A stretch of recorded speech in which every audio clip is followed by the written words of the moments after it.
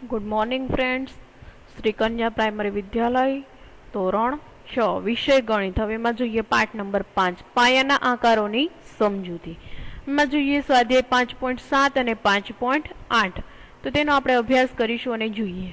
સ્વાધ્યાય 5.7 ની અંદર તમને શું કહે છે? પ્રશ્ન નંબર પહેલો, ખરા છે કે ખોટા તે આપણે એને દર્શાવવાનું છે કે વિધાનો આપેલા છે ખરા છે કે ખોટા. તો પહેલું શું વિધાન કે છે?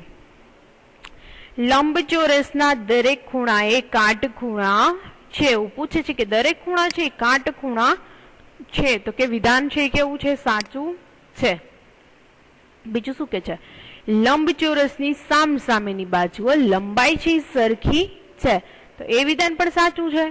પછી કે છે ચોરસના વિકર્ણો એકબીજાને લંબ હોય છે, એ વિધાન પણ કેવું છે? ખરું છે. વિકર્ણ હોય છે લંબ હોય.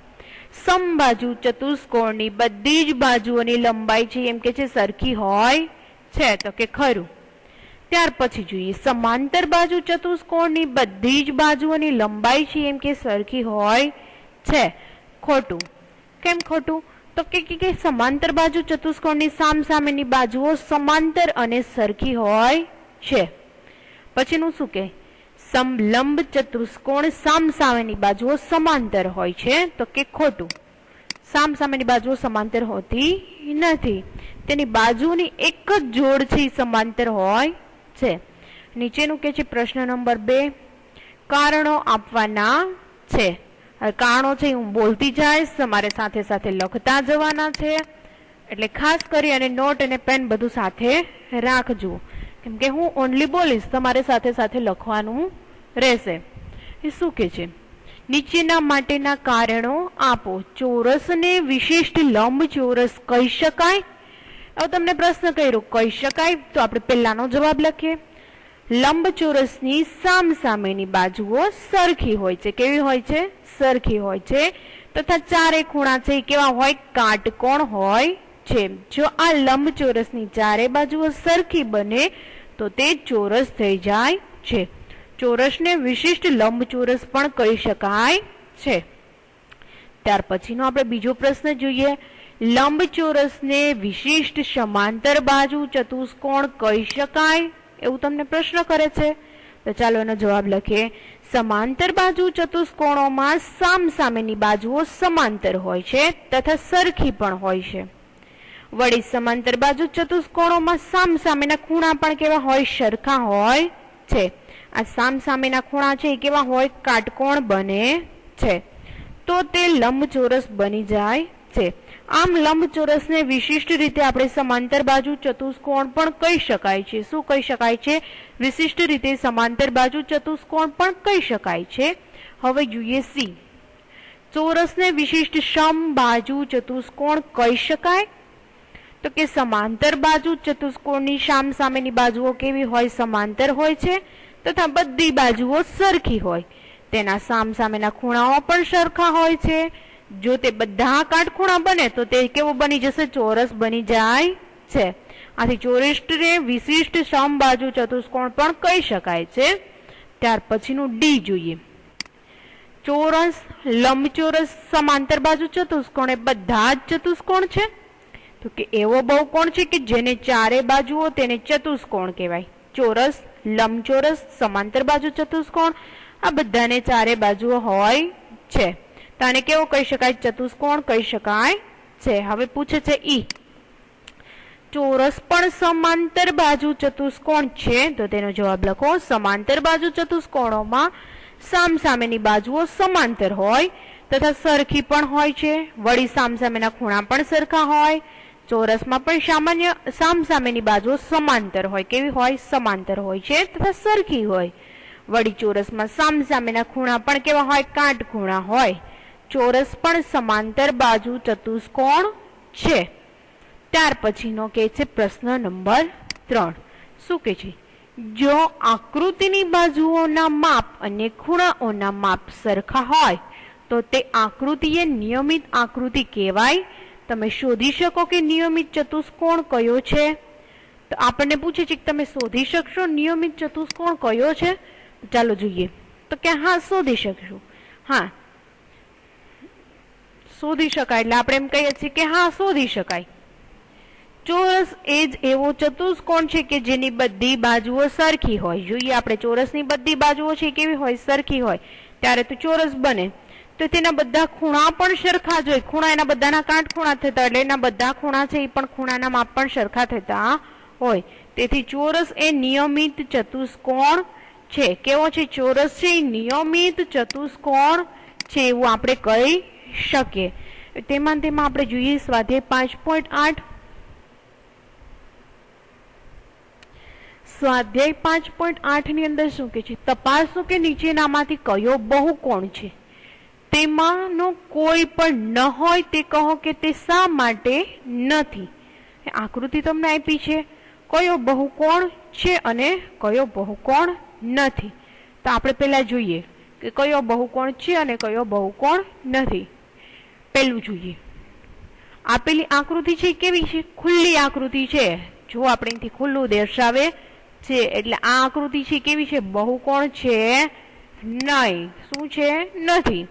પણ જ્યારે બાજુની આકૃતિ જોશો તો કેવી છે? બંધ આકૃતિ છે। જુઓ તમે, બંધ આકૃતિ છે, ક્યાંય ખુલ્લી નથી, એટલે એ આકૃતિ બહુકોણ છે। ત્યાર પછીની સી જુઓ, એ પણ કેવી છે?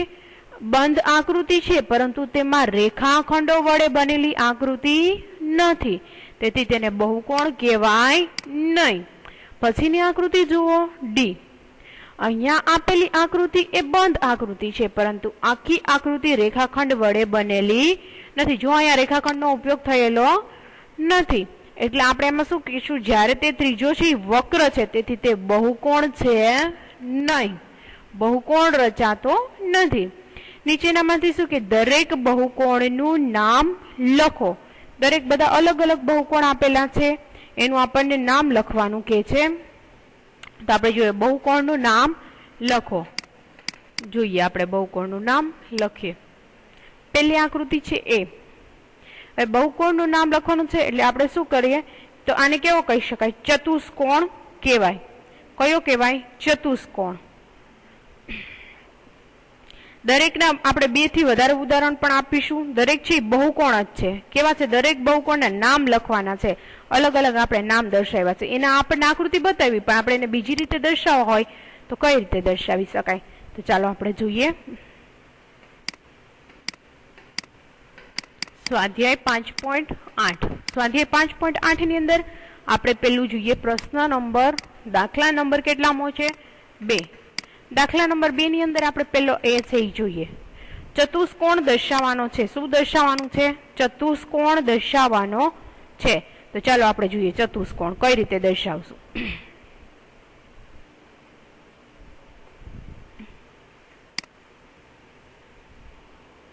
જોઈએ આ ચતુષ્કોણ મેં દર્શાવ્યો, બરાબર। હવે ચતુષ્કોણનું મારે નામ નિર્દેશન કરવું છે, તો આને હું નામ આપી શકું પી, ક્યુ, આર અને એસ। આ રીતે હું એ આકૃતિ છે એને આ રીતે દર્શાવી શકું ચતુષ્કોણને। અને બીજી આકૃતિ છે એને પણ મારે દર્શાવવી હોય, બીજી આકૃતિ મને આપેલી છે, બીજી આકૃતિ મારે દર્શાવવી હોય એમાં જ, તો કઈ રીતે દર્શાવી શકું? તો કે જુઓ,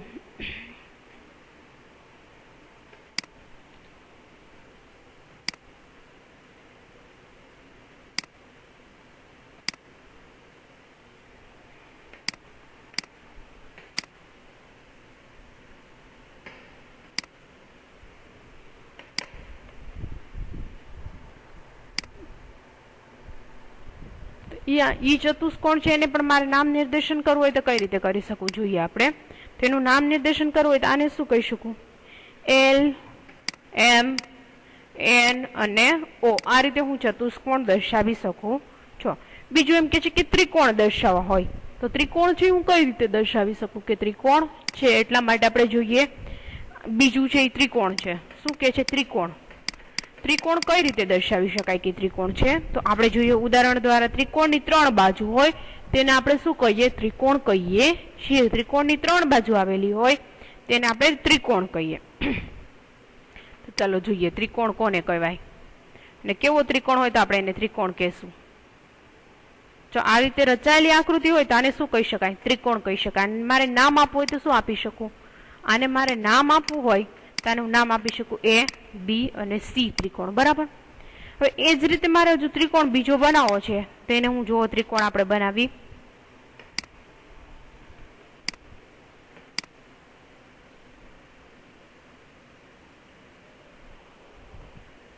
આ બહેનો આને પણ હું ત્રિકોણ જ કહી શકું. શું કહી શકું? ત્રિકોણ. આને મારે નામ આપવું છે એક્સ. ત્રિકોણ મારે આને નામ આપવું છે એક્સ, વાય અને ઝેડ. તો બરાબર, આ પણ એક ત્રિકોણ જ રચાયેલો છે. ત્યાર પછીનું આપણે જોઈએ શું કે છે. બહુકોણના આપણે નામ લખવાના હતા, એટલે આપણે જોયું કે કઈ રીતે આપણે એના બહુકોણને નામ આપી શકીએ. કે આપણે એને નામ આપ્યા, પેલા આકૃતિ 1 અને 2, ને બીજું જે ત્રિકોણ હતા એના પણ આપણે નામ આપ્યા. દરેકના વધુ 2 ઉદાહરણો આપવાના હતા, એટલે આપણે આપ્યા. હવે જોઈએ દાખલા નંબર 3. નિયમિત ષષ્ઠકોણની કાચી આકૃતિ દોરો. તેના કોઈ પણ 3 શિરોબિંદુએ જોડી અને ત્રિકોણ રચો.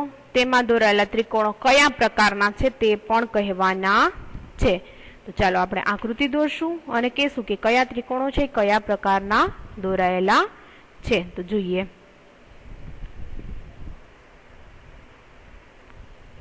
દાખલા નંબર 3. દાખલા નંબર 3. દાખલા નંબર 3 ની અંદર આપણે જોઈએ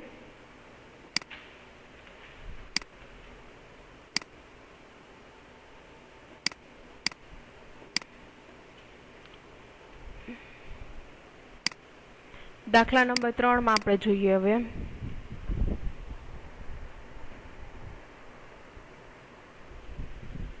દાખલા નંબર 3. દાખલા નંબર 3 ની અંદર આપણે જોઈએ શું કે છે. નિયમિત ષષ્ઠકોણ દોરવાનો છે. કેવો તમને દોરવાનો કીધો? નિયમિત ષષ્ઠકોણ. બરાબર, એટલે આપણે નિયમિત ષષ્ઠકોણ દોરીએ. તો નિયમિત ષષ્ઠકોણની કેટલી બાજુ? કોઈ 6. એટલે આપણે દોરીએ પેલી એક બાજુ. બરાબર, ત્યાર પછીથી દોરીએ બીજી બાજુ. ત્યારથી અહીંયા આપણે દોરીએ આ ત્રીજી બાજુ, આ એની ચોથી બાજુ, અને આ ત્યારથી પછી આપણે દોરીએ એટલે આ પાંચમી બાજુ, આ આપણે દોરીએ એટલે 6 બાજુ. નિયમિત ષષ્ઠકોણ હતો એટલે આપણે એની 6 બાજુઓ દર્શાવી. 6 બાજુઓ દર્શાવી. બાજુની અંદર આપણને શું કહે છે કે 3 શિરોબિંદુઓને જોડીને ત્રિકોણ બનાવવાનો છે. તો 3 શિરોબિંદુને આપણે જોડી અને ત્રિકોણ બનાવી. આ એક શિરોબિંદુ, બીજો અને અહીંયા ત્રીજો. આપણે ત્રિકોણ બનાવવાનો હતો એટલે આપણે ત્રિકોણ બનાવ્યો. હવે એને આપણે નામ આપી. શું આપીએ? નામ આપવાનું કીધું છે. નામ આપો.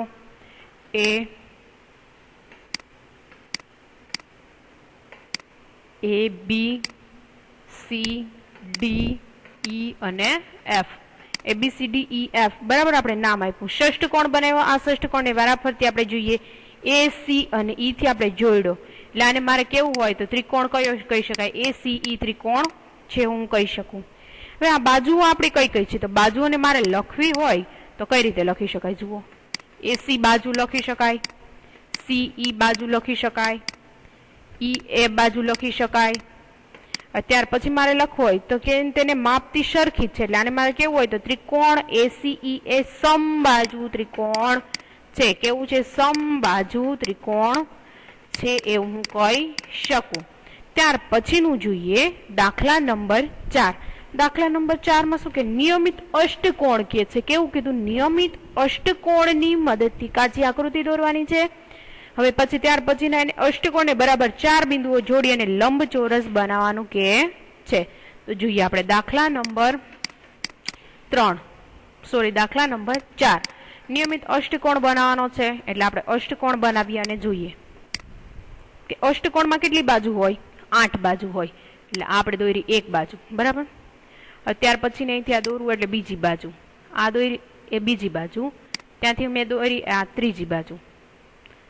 હવે અહીંથી હું દોરું છું એટલે 4 બાજુ, આ દોરી પાંચમી બાજુ, અહીંથી આપણે આ દોરી છે છઠ્ઠી બાજુ, સાતમી બાજુ અને આ આઠમી બાજુ. તમારે તો સ્કેલથી ટચ થશે. બરાબર, મારે સ્કેલ નથી એટલે થોડું પ્રોબ્લેમ રહેશે. 8 બાજુ હતી, આપણે 8 બાજુ બનાવી. હવે એને શું કીધું? નિયમિત એ લંબચોરસને આપણે એને જોઈન્ટ કરવાના છે. એટલે 4 શિરોબિંદુ વડે. એટલે અહીંથી આ જોઈન્ટ કરો અહીંયા, અહીંથી જોઈન્ટ કર્યા અહીંયા, ને આ ઊભી સીધી લેખા અને અહીંયા જોઈન્ટ કરો, આને જોઈન્ટ કરો આની સાથે. બરાબર, ત્યાં સુધીનું આપણે જોઈન્ટ કર્યું. હવે આપણે ત્યાર પછીનું જોઈએ. અહીંયા સુધીની આપણે આકૃતિ દોરેલી હતી. હવે આપણે ત્યાર પછી જોઈએ અને નામ નિર્દેશન આપીએ. શું કરીએ? નામ નિર્દેશન કરો. આને મેં આપ્યું નામ A B C D E F G અને H ABCD E F G H આપણે નામ આપ્યા બરાબર. તો મારે કેવું હોય તો ABCD E F G H એ નિયમિત અષ્ટકોણ છે. ચોથા ચોથા બિંદુઓ સામે સામે જોડતા એટલે કે શિરોબિંદુ A D E અને H બધાને જોડ્યા બરાબર. આપણે જોડતા આપણને HE મળે છે. HE રેખાખંડ મળે છે. અને આ રીતે આપણે લંબચોરસ જોઈએ તો કે લંબચોરસ કયું થયું તો લંબચોરસ તમે કહી શકો A D E અને H છે કેવું છે લંબચોરસ મળે છે. વળી આપણે જોઈએ શિરોબિંદુ B G B અને શિરોબિંદુ B અને G ને આપણે જોડ્યું. શું કર્યું શિરોબિંદુ B અને G ને આપણે જોડ્યું. એટલે આને મારે લખવું હોય તો આવી રીતે લખી શકાય રેખાખંડ B અને G. ત્યાર પછી મેં જોયું C અને F ને જોડું. કોને C અને F ને જોડું. તો મારે લખવું હોય રેખાખંડ C અને F હું લખી શકું. તો આ લંબચોરસ છે અને મારે કેવું હોય તો કયો કહી શકાય BC F G લંબચોરસ મળ્યો એવું હું કહી શકું. ત્યાં આપણને આ દાખલો ચોથો છે એ કમ્પ્લીટ થાય છે. ત્યાર પછીનો પાંચમું જોઈએ. પાંચમામાં શું કહે છે આપણને વિકર્ણ એક એવો રેખાખંડ છે કે જે બહુકોણના કોઈ પણ બે શિરોબિંદુઓને જોડે છે અને તે બહુકોણની કોઈ જ બાજુ નથી. પંચકોણની કાચી આકૃતિ દોરી અને તેના વિકર્ણ દર્શાવવાના છે. કેવી આકૃતિ તમને કીધી પંચકોણ આકૃતિ દોરવાની કીધી. તો આપણે પંચકોણ આકૃતિ દોરીએ અને જોઈએ કે પંચકોણ આકૃતિ કઈ રીતે દોરશું અને જોઈએ આગળ. દાખલા નંબર 5 દાખલા નંબર 5 ની અંદર આપણે જોઈએ પંચકોણ આકૃતિ. જોઈએ અહીંથી આપણે લીધું એટલે પહેલી, પછી ત્યાંથી અહીંથી આપણે લઈએ એટલે આ બીજી, ત્યાંથી આપણે ત્રીજી રેખાખંડ લઈએ આ ત્રીજો. હવે અહીંથી પાછું આપણે લઈએ છીએ આ ચોથી બાજુ ને ત્યાર પછીથી આપણે લઈએ છીએ આ પાંચમી બાજુ બરાબર. 5 બાજુ લેવાની હતી એટલે આપણે 5 બાજુ લીધી. નિયમિત પંચકોણ બનાવવાનો હતો આપણે નિયમિત પંચકોણ બનાવ્યો. નિયમિત પંચકોણ બની ગયો. હવે ત્યાર પછી આપણે જોઈએ નિયમિત પંચકોણ બનાવવાનો હતો એટલે આપણે ફરીથી એક વખત જોઈ લઈએ. એક ત્યાંથી એક આ બીજી બાજુ, એક અહીંથી આ લઈએ એટલે આ ત્રીજી બાજુ રચાણી, અહીંથી લઈએ એટલે આ ચોથી બાજુ અને ત્યાંથી અહીંયા લઈએ એટલે આ 5 બાજુ બરાબર. 5 બાજુ આપણે નિયમિત પંચકોણ હતો એટલે આપણે પંચકોણ બનાવી લીધો. હવે એને અંદર જોડતા આપણે પંચકોણની કાચી આકૃતિ બાજુઓ આપણે જોવાની હતી તો એને આપણે બાજુઓ જોઈએ. તો પહેલા તો એક આ બાજુને જોઈન્ટ કરીએ, પછી બીજી કઈ બાજુ કરશું અહીંથી અહીંયા ઉપર સુધીની જોઈન્ટ કરો, ત્યાંથી પાછી લઈ અને અહીંયા સુધીની જોઈન્ટ કરો. હવે આ આકૃતિ છે ને અહીંયા જોઈન્ટ કરી અને આને છે એ આપણે અહીંયા જોઈન્ટ કરીએ એટલે અંદર જોઈએ તો સ્ટાર જેવી રચના.